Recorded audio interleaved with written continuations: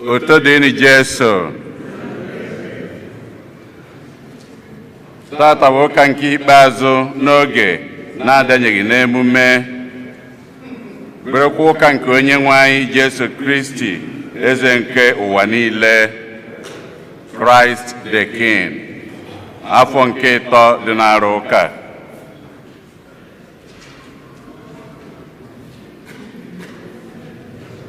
Igbo Catholic Community ji obi aṅụrị ekene ezinụlọ anyị niile na ndị ọbịa niile nọ n'ime ụlọ ụka anụnwa tata, na ndị niile nọ ebe dị iche iche n'akụkụ ụwa niile anyị na ha ga-aka ụka tata. Na aja nke Mass tata, ezinụlọ Greg na Skologa Amaka na-ayọ ngọzi Chineke amara ya na odudu ya n'isi Helen Egbuniwe, onye nke na-elote mgbe eji were mụọ ya. Victor na Chinwendu Eziibe na-enye Chineke ekene n'ụzọ pụrụ iche maka nwa nke ha ga-ekubata n'ụlọ ụka tata. Ọlụchi Ejike na-ekene Chineke maka ngọzi ya amara ya n'isi n'oge ugbu a.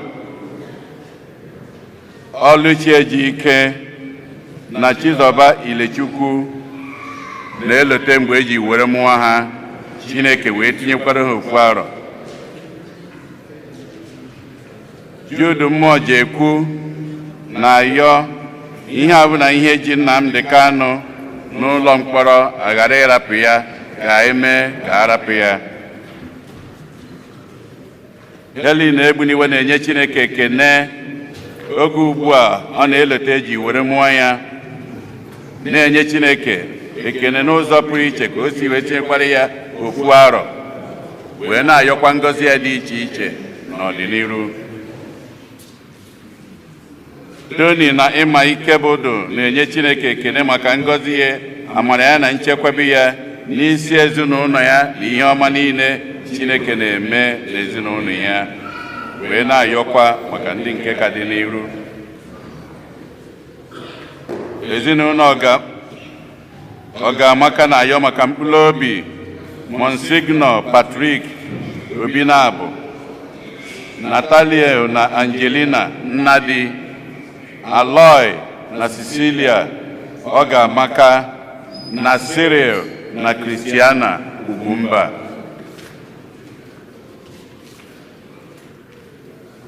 Ndị nne ICWO na-ayọ maka mkpụrụ obi ndị nne niile ndị nke rapụgoro ụwa nke anụnwa, ndị nne niile ndị nke mmadụ nwụnarị na nke ha na ezinụlọ ha, na ndị niile rapụkwa anyị na ha nọ na parish anụnwa jebegoronu, ka Chineke nabata mkpụrụ obi ha na ndokwa. Rita Okoye na-ayọ maka mkpụrụ obi papa ya na mama ya Rafael Igwedibia na Grace Igwedibia. Maureen na David Akụnwafọ na-ayọ maka mkpụrụ obi Peter Akụnwafọ Okoye, Virginia Okoye, Vincent Oluigbo na Clarice Oluigbo. Kate Okoye na-ayọ maka mkpụrụ obi nwanne ya nwoke Charles Onyebuchibe na Sabina Oji. Edi na Njienwedo na ezinụlọ ya na-ayọ maka mkpụrụ obi Justina Mgbafọ Egigwe Enwedo. Ezinụlọ Ogoke na Ejike na-ayọ maka mkpụrụ obi Luke Sunday Ejike. Ndị Legion of Mary na-ayọ maka mkpụrụ obi ndị otu ha niile ndị rapụgoro ụwa nke anụnwa. Antonia Desogugua Ọfọha na ezinụlọ ya na-ayọ maka mkpụrụ obi Eze Desmond Ogugua, Ugeze Antonio Ogugua, Stella Ọgadịmma Des Ogugua, Nze Paul Nwosu Ọfọha, Elizabeth Nwanneka Ọfọha. Osi na Edith Chuke na-ayọ maka mkpụrụ obi nwa ha nwoke Vincent Izichukwu Chuke na ndị niile bụ ndị ụmụnna ha ndị metụta ha rapụgoro ụwa nke anụnwa. Emmanuel Obiora na ezinụlọ ya na-ayọ maka mkpụrụ obi Ugochukwu Anakwenze, Esther Nwoyi Umeade, Eze Okwelume Umeade na Edwin Ọkpalugo. Mma Udoji na ụmụ ya na-ayọ maka mkpụrụ obi dị ya Vincent Udoji, onye nke a na-elote arọ 5 o ji wee rapụ ụwa nke anụnwa. Bonny na James Ụzọndụ na-ayọ maka mkpụrụ obi ọgọ ha nwoke ọgọ James Ụzọndụ Simeon Ọhaneje. Ka mkpụrụ obi ndị niile nwụrụ anwụ anyị kpọpụtalụ, ka mkpụrụ obi ndị niile kwenụ gara aga. Onye isi nchụaja na aja nke maasị anyị tata bụ ụkọchukwu Uche Onyekwelu. Kịta ka anyị were aṅụrị na okwukwe tiekọta ọnụ na ukwe.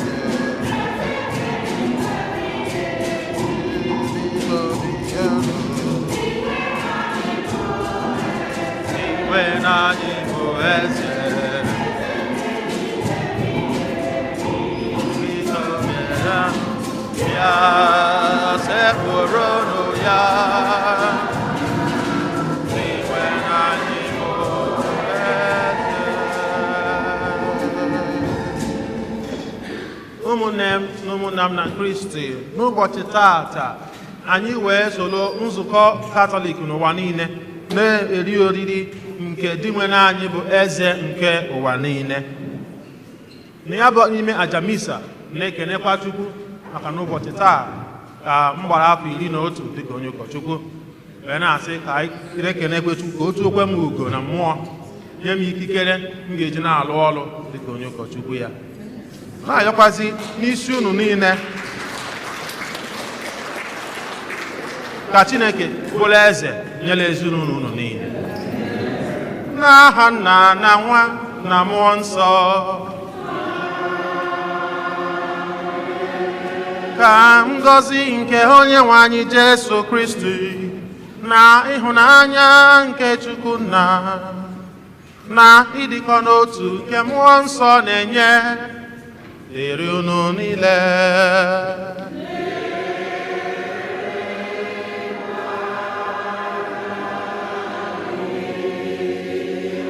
Ụmụnna, ka anyị kwado onwe anyị nke ọma maka nnukwu ome nke Yukaristia site n'ikwupụta njọ anyị. Onye nwe anyị mee ebere. Kristi mee ebere. Onye nwe anyị mee ebere. Ka Chineke chike niile meela anyị ebere, gbaghara anyị njọ anyị, wee bulie anyị na ndụ ebe.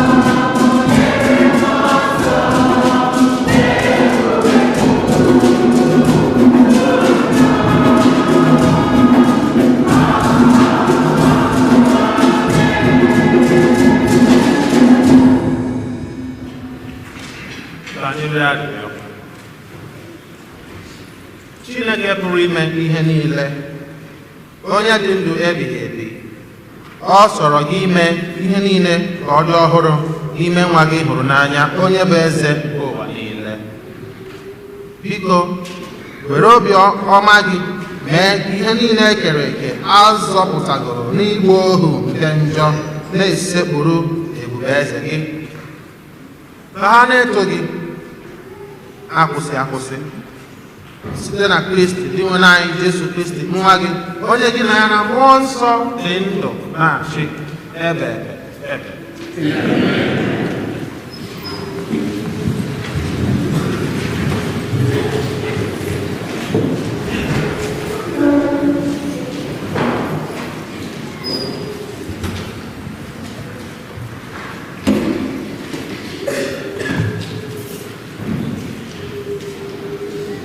Ihe ọgụgụ ewetara n'akwụkwọ abụọ nke Samuel.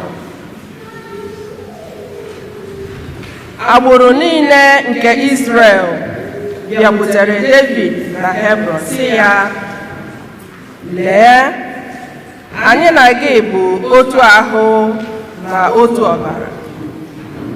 N'ụbọchị ndị gara aga, mgbe Sọl bụrụ eze anyị, ọ bụ gị duru ndị Izrel n'agha mmeri niile ha lụrụ. Di nwenu gwakwara gị sị, gị ga-abụ onye nche ndị nke mbụ Izrel. Ị ga-abụ onye ndu ndị Izrel.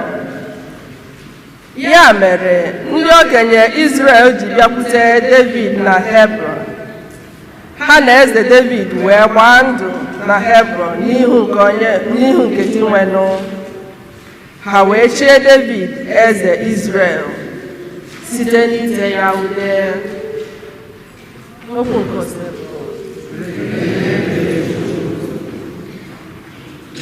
abụ ọma na azịza ihe anyị ga-aza bụ, aṅụrịrị m ọṅụ mgbe m nụrụ ka ha kwuru sị ka anyị gaa n'ụlọ Chineke.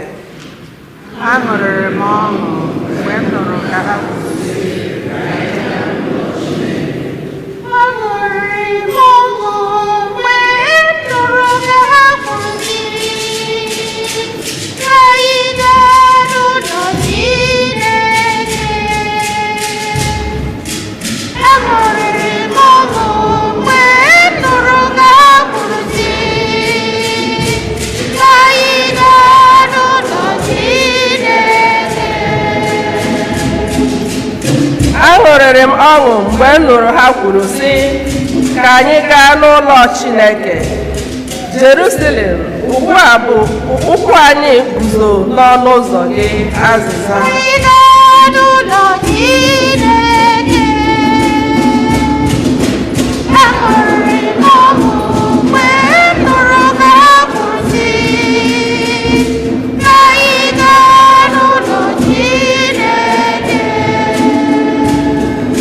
E wuru Jerusalem ka nnukwu obodo ewukọtara ọnụ mee ka o sie ike. N'ebe ahụ ka agbụrụ niile na-ezukọta, agbụrụ nke di nwenu azịza. Ka anyị gaa n'ụlọ Chineke. Aṅụrịrị m ọṅụ mgbe m nụrụ ka ha kwuru sị ka anyị gaa n'ụlọ Chineke. N'ihi na nke a bụ iwu Izrel, ito aha di nwenu n'ebe ahụ edoziri ocheeze ikpe nke ezinụlọ David. Anyị gaa n'ụlọ Chineke. Aṅụrịrị m ọṅụ mgbe m nụrụ ka ha kwuru sị ka anyị gaa n'ụlọ Chineke. Aṅụrịrị m ọṅụ mgbe m nụrụ ka ha kwuru sị ka anyị gaa n'ụlọ Chineke.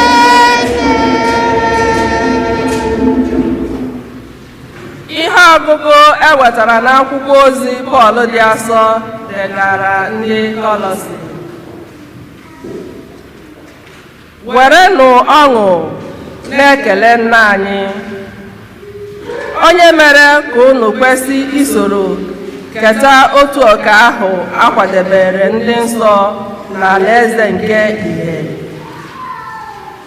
Ọ dọpụtara anyị n'ike nke ọchịchịrị wee kpọbata anyị n'alaeze nke nwa ya ọ hụrụ n'anya, onye anyị si n'aka ya nweta mgbapụta, nke pụtara na agbagharara anyị njọ anyị. Kristi bụ oyiyi nke Chineke ahụ a na-adịghị ahụ anya, bụrụkwa onye mbụ a mụrụ n'ihe dum e kere eke. N'ihi na n'ime ya ka e kere ihe niile, ma nke dị n'eluigwe ma nke dị n'elu ụwa, ma ihe a pụrụ ịhụ anya ma nke a na-apụghị ịhụ anya, ma ike dị n'oche eze ma nke dị n'ọchịchị, ma ike mmụọ na nke mmadụ, ma ike eji atụ ihe a ga-eme eme, ma nke eji atụ ihe anaghị eme eme, ma ike ukwu ma nke nta.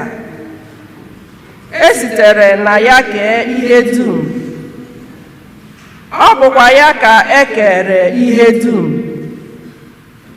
Ọ dị adị tupu eke ihe ọbụla. Ọ bụkwa na ya ka ihe niile jikọtara ọnụ bụrụ otu. Nzukọ bụ ahụ ya, ya onwe ya bụkwa isi nke nzukọ ahụ.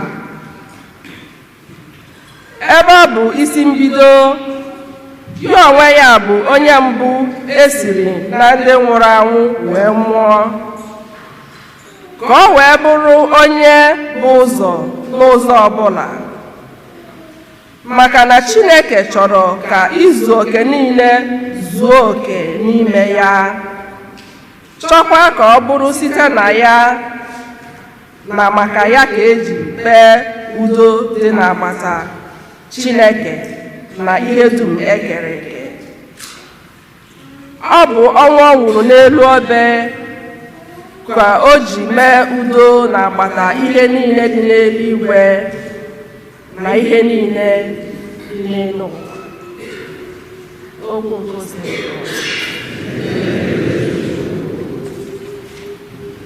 Halle, halle, hallelujah. Halle, halle, hallelujah. Halle, halle, hallelujah. Hallelujah, hallelujah, hallelujah.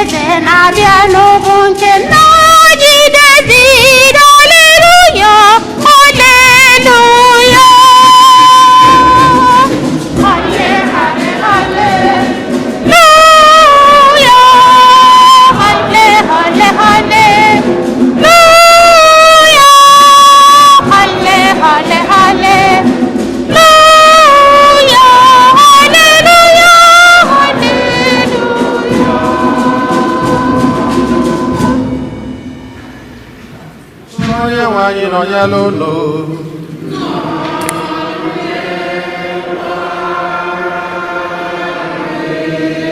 Ihe ọgụgụ nke a si na ozi ọma dị ya sọ nke Luku dere.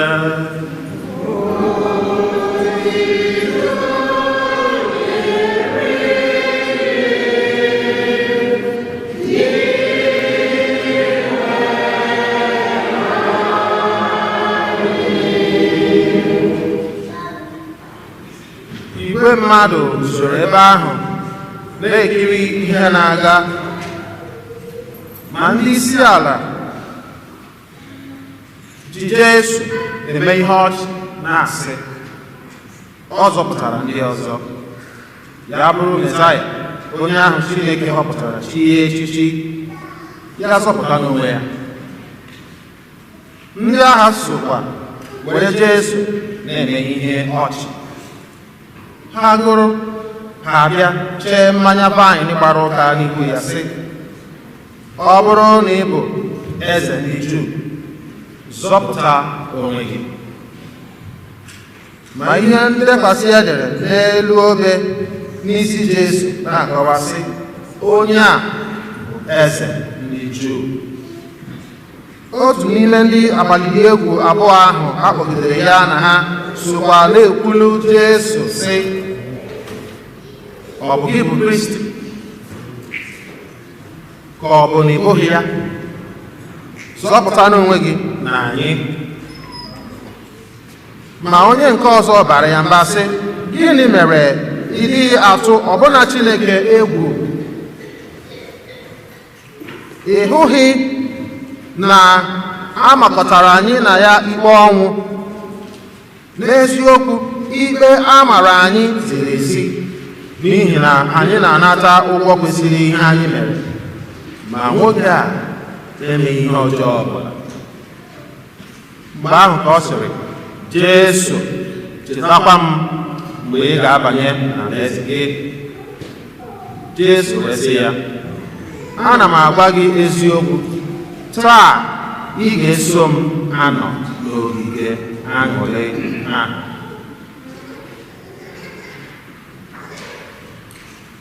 Oziọma ngosi ebluwa.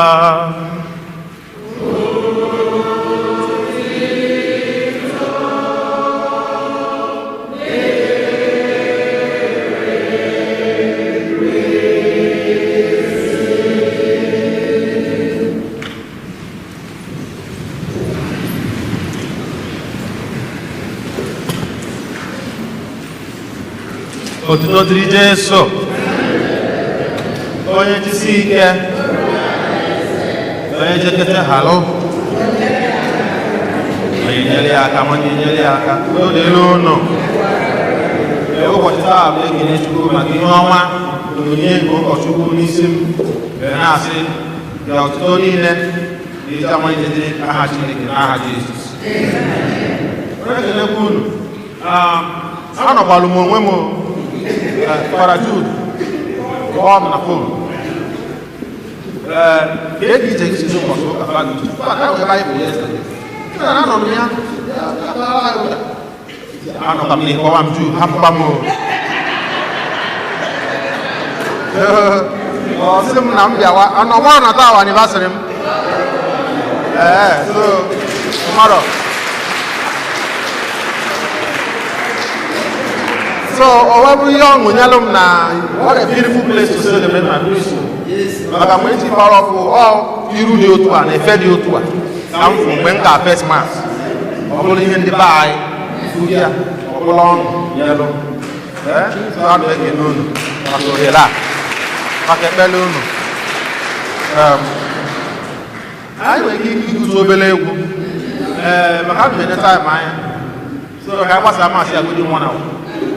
So, you have this down here. I don't want to choose my own. Let me just make it. Oh, but yeah, let me just get a key for myself. You better bring it home.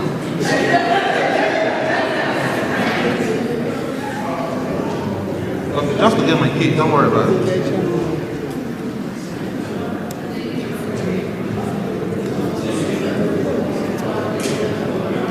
I told him, yeah, my anniversary. I told him you go off key. Oh, okay. All right.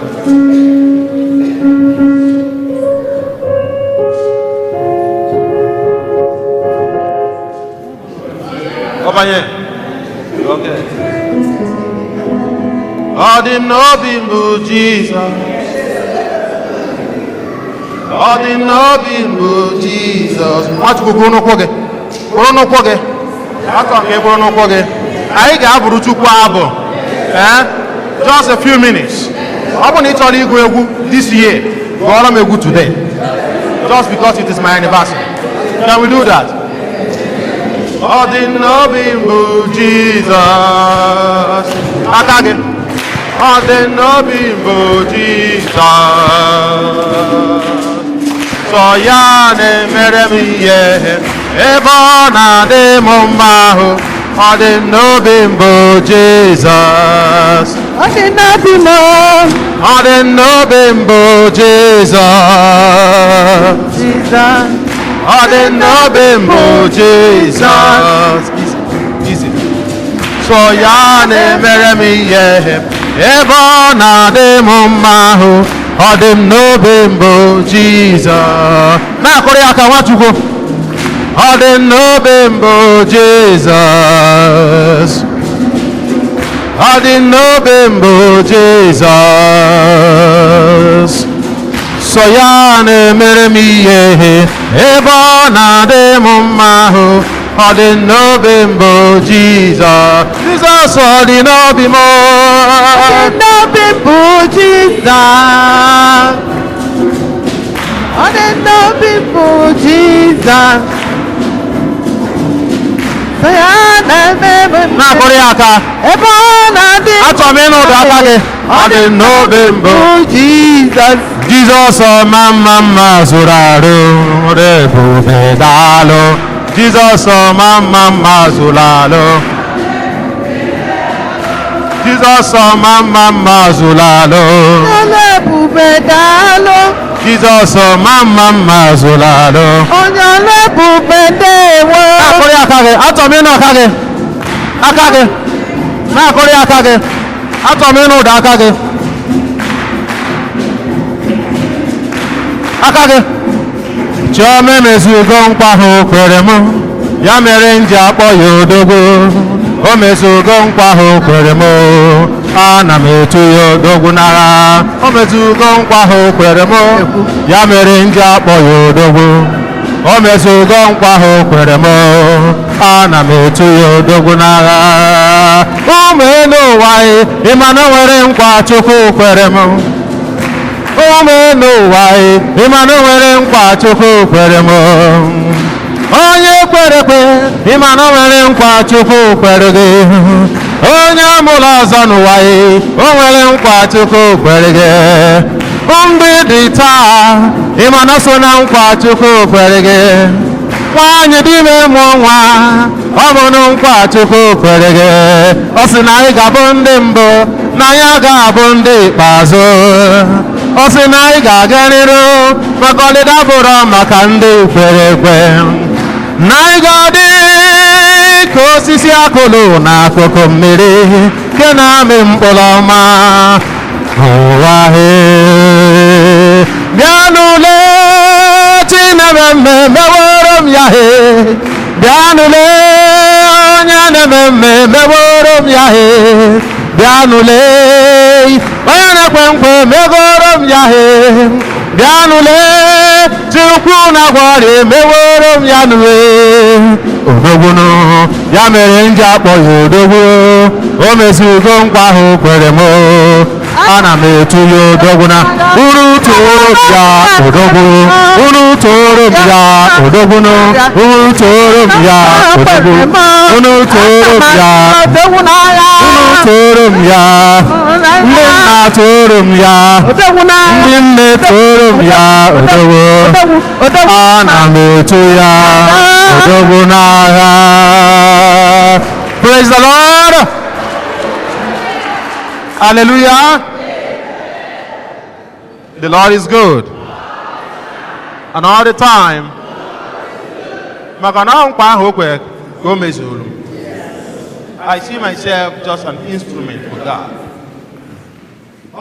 Mfo ji alụ ọlụ. So ọ bụrụ na m dị ndụ taa na-alụ ọlụ ka ụkọchukwu, ọ bụrụ na ikikere m ọ na-amara nke Chineke. Na anyị dị ndụ taa ọ bụrụ na ikikere anyị ọ na-amara nke onye. The Bible says in the book of Psalm 119 verse 17, also, we shall not die, but we shall live in the land of the living and always declare the marvels and goodness of the Lord in our lives. Praise God. Ihe ọma o mere anyị, ma ị na-arahụ ụra ịma ha ka o si mee iteta ụra ibi ụka ihe emesị na ọ bụrụ na ikikere aka gị. Ka wee na-ekene eze bụ eze, King of the universe, eze ndị eze. So isiokwu ntaa na ihe a ga-ekwu ga-agbado ụkwụ na the topic, the shepherd, the savior, and the servant. The shepherd, the savior, and the servant. M ga na-atụtụ ya n'oyibo maka enwere ndị ụlọ akwụkwọ anyị n'ebe a ọ ndị ojii mana ha anaghị anụ Igbo. So ọ adịwa anyị gaa ebe anyị na-aga research asị na amara aja mbele fada uchekọ. So mma na-eti itu oyibo so that ka ha marakwa na okwuchukwu ka m kwu taa. Ha emeche na mkpali ha. Ha ruru about 8 here. Ha sakatachara ebe ihu na-ayara mana abụrọ dị ndị Igbo mara ndị ojii. Okay? Ọkpọdụ m otu ehe. So ka emeghị ngiri Igbo n'ụbọchị taa. The shepherd, the savior, and the servant. Now, kingship, Ibueze, has been as long as the gun about in the history of the world. In the whole biblical story, in the scriptures, the first king that was recorded, according to the Bible story, was King Nimrod. Nimrod was the son of Cush. Cush. Onye mụtara ya bụ onye a na-akpọ Ham. Then nna Ham bụ onye ahụ unu maara a na-akpọ Noah. Noah bụ onye ahụ rụrụ ụgbọ, Noah's Ark. So Noah was the great grandfather of Nimrod. And the Bible said in Genesis chapter 10 from verse 8 to 12, also that Nimrod was a very powerful king. And he was able to rule his kingdom. Babylon, Akkad, Canaan, even the whole of Nineveh.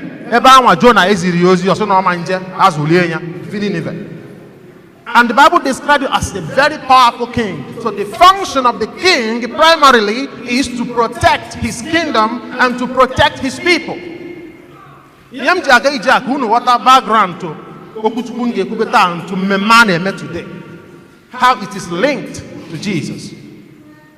So follow me on this track. So to protect. So different kingdoms became powerful. And one of those powerful kingdoms was the kingdom of the Philistines. Giants in the Philistines, right? Goliath. So Israel, in the first book of Samuel, started clamoring, chapter 8 precisely. So that First Samuel chapter 8 from verse 4 to 22. So Samuel had to consult with God. And then the Bible said in the first book of Samuel, chapter 16 from verse 1 to 13, God chose and selected a king for them. And the first king of Israel was who? Saul. Can you give to us? I feel, yeah, my anniversary. I'll make you on today.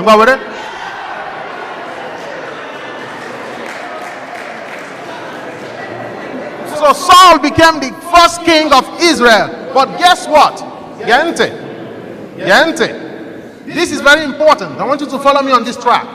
As the first king of Israel, he was selected, but he became arrogant and disobedient. Arrogant and what? Disobedient. That triggered the replacement of Saul with who? Uche. Onye kpọrọ David aha. Gero onye kpọrọ David. Ngi o winu kwe ngwa were.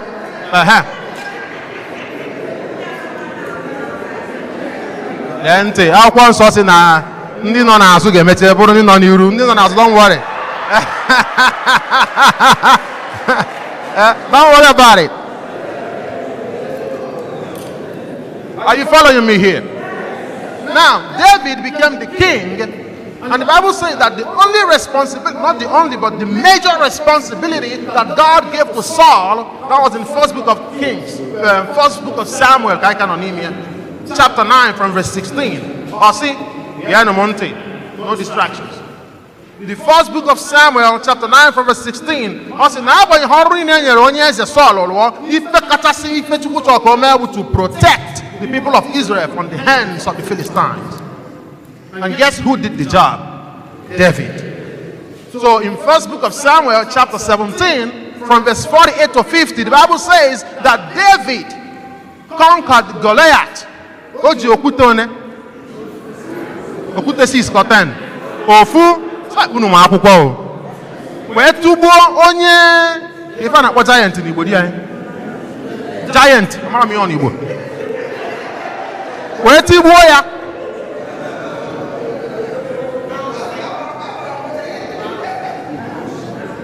Praise God.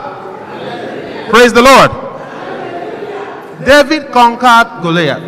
And the Bible says it became a mystery and an enigma to the people of Israel. Now, now, because this is where the transition occurred. God orchestrated the selection of David to create the pathway for the coming of the true King, Jesus the Christ. That's why Angel Gabriel visited Mary and told her, "You will bear a son, and he will be called the Son of the Most High God, and he will be given the kingdom and the throne of his father, who? David. Now you see the transition. He will be given the kingdom and throne of his father, David, and then the reign of Jacob, his ancestor, will continue to be controlled by him forever. Luke chapter 1 from verse 32 to 33. And then he started reigning. And we had testimonies to his kingship. The 3 wise men came from the east. Do you remember that story? Matthew chapter 2 from verse 1, 2, 3, and 4. They came from the east. And when they were asking Herod, show us, for we heard that there is a newborn king of the Jews. We saw his star and we came to do what? To worship him. Only the king will you go over to worship and pay homage. We came to worship him, the king. Even in both the query, Pilate was asking him, are you the king of the Jews? And he said, if you say so, let it be, for that is why I was born. John chapter 17. Once again, you said it. When I now, gospel of today, even the criminals testify to his kingdom and kingship.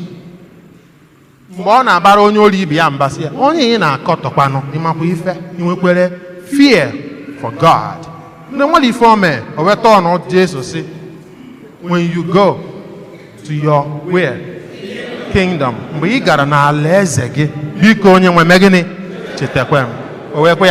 Today, you will be with me in paradise. Now, let me tell you, the essence of this whole story, first reading, second reading, and on the gospel, and we are going from here, the kingdom of God on earth, to the kingdom of God in heaven. So here comes in now, Jesus the King, who is the shepherd. The Bible says in the Gospel of Luke, also chapter 15 from verse 7, or even from 3 to 7, also, who is he that has 100 sheep, and one runs away, will not go out to seek the lost sheep and bring it back? Oh, yes, but a shepherd, the shepherd does that. N'ụbọchị taa na anyị ga-amụta omume onye eze na-echekwebe ndị nke ya. We have to protect our families. We must have to protect our values. We must have to protect our cultures. We must have to protect our husbands. You must have to protect our wives. You must protect our children. You must protect your faith. You must fight to protect your relationships. First Peter chapter 5 from verse 8 to 11 say, be you calm but vigilant, for the devil is moving like a roaring lion looking for somebody to devour. Oh man, there is no vacation for the devil. The devil does not go on vacation. No. So when you think, I have done so much as a Christian, it's time to take a vacation from prayer. No. Praise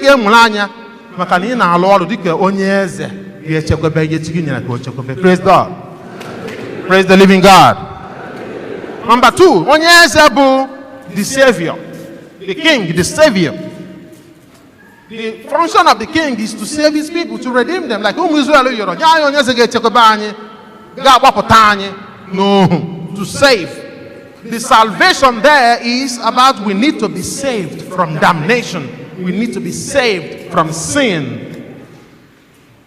When St. Paul was talking to his spiritual son, Timothy, first letter of St. Paul to Timothy, chapter 1, from verse 15, 16, and 17, the Bible says that Paul told Timothy, this word of God I'm speaking to you is undiluted and filled with truthfulness, that God sent his Son to save us sinners, of whom I am the worst.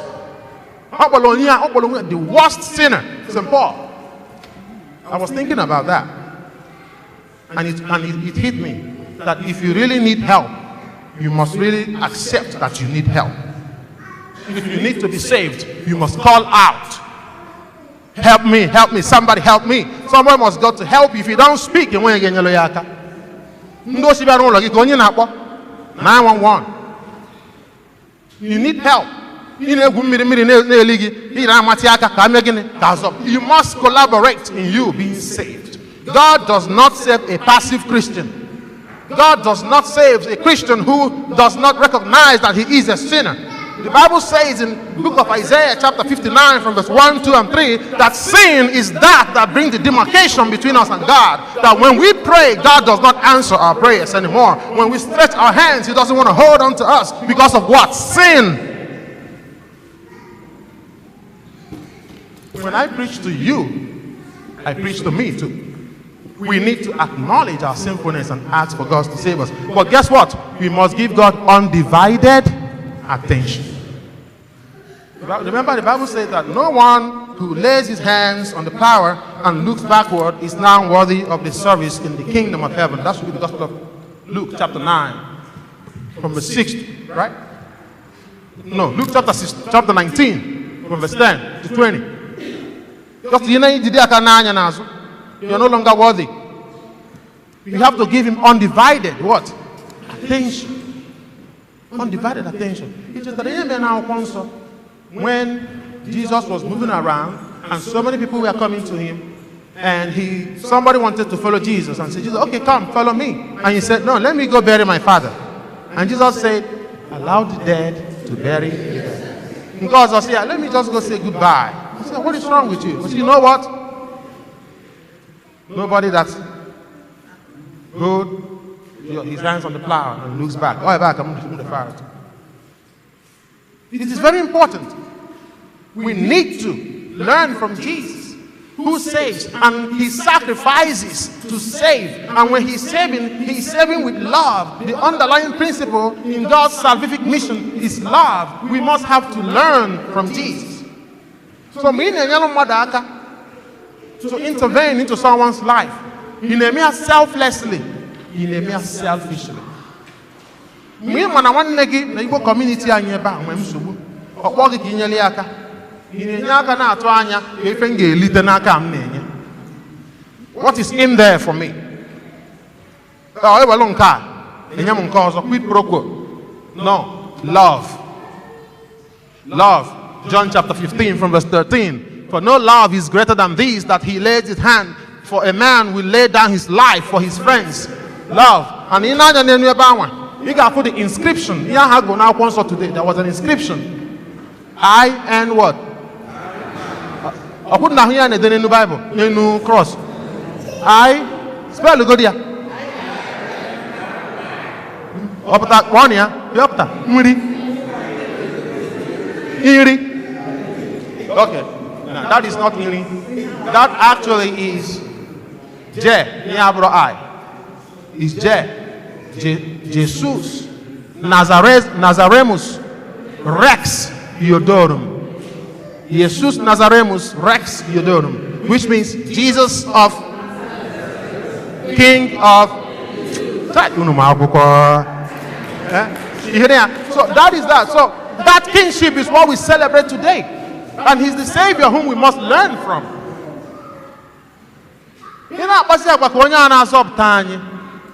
However, the third one, the king, who is the servant.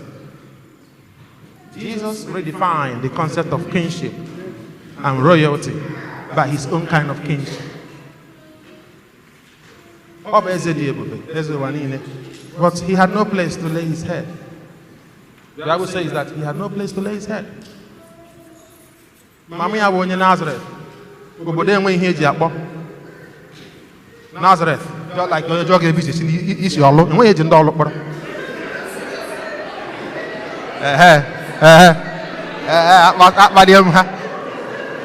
The best place in the world is Enugu. The best place. My town, Enugu. If you want to enjoy yourself, go to Oji River. The best place, the best town, when we're about Inyi town. Inyi. I'm telling you. And they are in a rare plot of land there now, 30 million a plot. So Abu Nisiolo migrate to Enugu. By the way, so back to what I'm saying. He redefined the concept of royalty and kingship. His mom was from Nazareth. When Jesus was making moves, there was a man called Philip, and he had a brother called Nathaniel. John chapter 1 from verse 45 to 47. The Bible says that Philip ran to his brother and said, come, I've seen this guy. He's from Nazareth. He's very powerful. And Nathaniel said, can anything good come from Nazareth? And Philip, his brother, told him, just come and see. Nazareth, Jesus. Papi Abu, a carpenter, I'm just telling you how he redefined kingship. When he was born in a manger, in a stable. When he died, where was he buried? In a borrowed tomb. Yet the Bible says in Revelation chapter 19 from verse 16 that he is the King of kings and he is the Lord of lords. Revelation chapter 1 from verse 8, he is the Alpha, he is the Omega. And Revelation 22 from verse 12 to 14, he is the beginning and the end. In the second reading today, letter of St. Paul to Colossians chapter 1 from verse 12 to 20, in him is the summation of everything. That even the heaven and the earth were created in him and for him, both visible and invisible, thrones and dominions, principalities and powers. Yet he is a servant.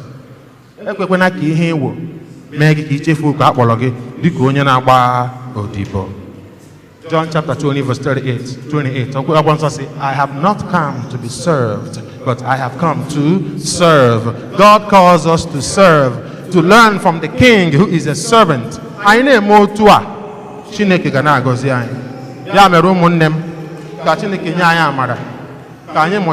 From the King who is the shepherd, the Savior, and the servant. Amen.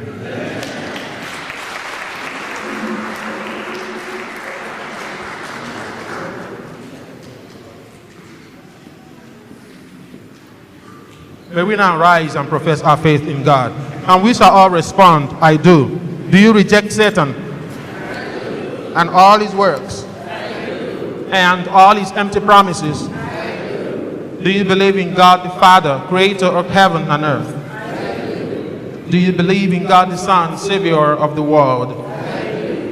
Do you believe in God the Holy Spirit, the Holy Catholic Church, the communion of sins, the forgiveness of sins, the resurrection of the body, and life everlasting? This is our faith, and we are proud to profess it in Christ Jesus. Amen. Friends in the Lord, may we now pray to God, our loving Father, who listens and answers our prayers.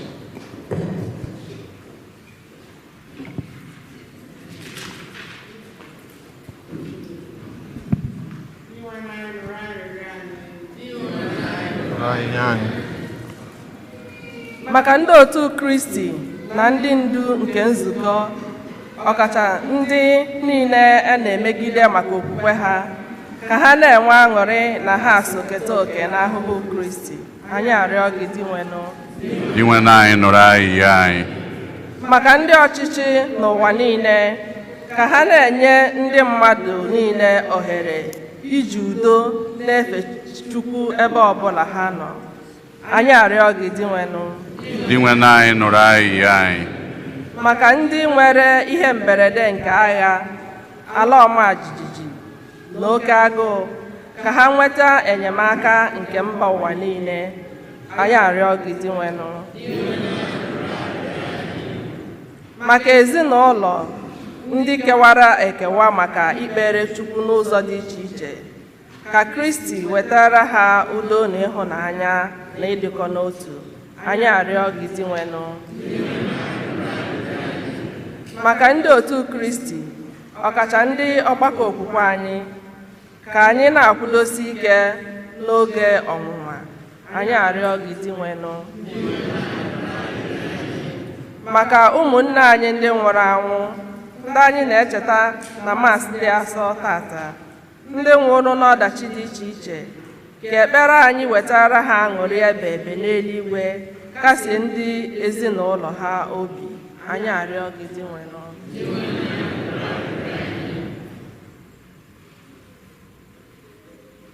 let the words of our mouths and the meditations of our hearts be acceptable to you, O God the Father, through Christ our Lord. Amen.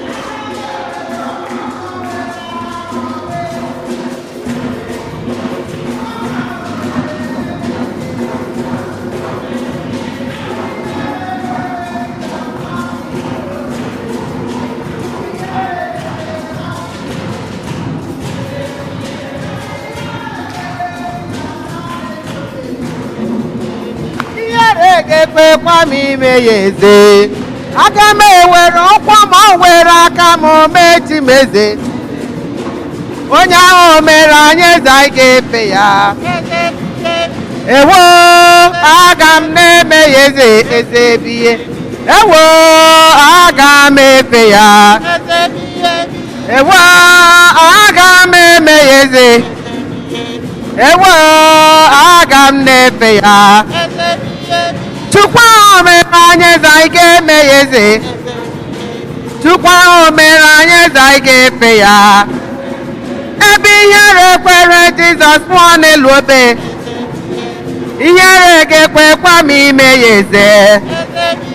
Ebe ihere kwere Jizọs daa n'elu obe, ihere ga-ekwekwa m ime ya eze. Aga m ewere ọnụ m were uche m mechi m eze, aga m ewere ahụ m were elu m mee ya eze. Ebi ebi, ewo, anyị ga na-eme ya eze. Ewo, aga m eme ya. Ewo, aga m eme ya eze. Ewo, aga m efe ya. Emere m Chimeze, emere m Chimeze, emere m Chimeze, Chimaya gị memeze.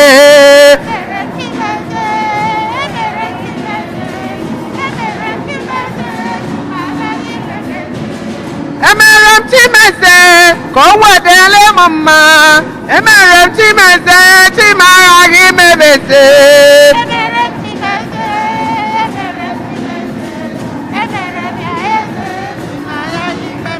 Nwanne m omenụ Chigeze, ịma na ọ ga-adịrị gị mma. Ime Chigeze, Chigaya gị megeze.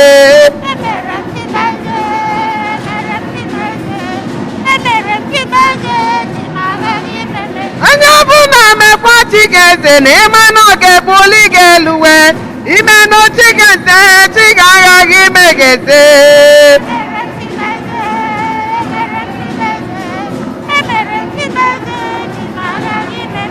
Nwanne m omenụ Chigeze na ọ ga-enye n'oge ndụwe.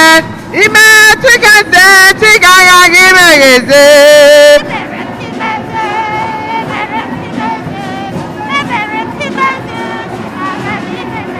Ọgaranya n'eluigwe ka mma. Ụmụ Chukwu, ọgaranya n'eluigwe. Ụmụ Chukwu, ọgaranya n'eluigwe ka mma. Ọgaranya n'eluigwe ka mma. Asị m ọgaranya n'eluigwe ka mma. Asị m ọgaranya n'eluigwe ka mma. Were akụ gị nye n'ụmụ ogbenye. Were akụ gị nye ndị ka mma. Inye ndị itinye ndị ekpenta. Nyekwa ndị nwa na-atọ ụtụ n'ọnụwe. N'ihi na igbu milenia n'eluigwe ka mma. N'ihi na igbu milenia n'eluigwe ka mma. N'ihi na ebe akụ gị dị ka obi gị na-adị yo. N'ihi na ebe akụ gị dị ka obi gị ga-adị yo. Ọgaranya n'eluigwe ka mma. Ọgaranya n'eluigwe ka mma.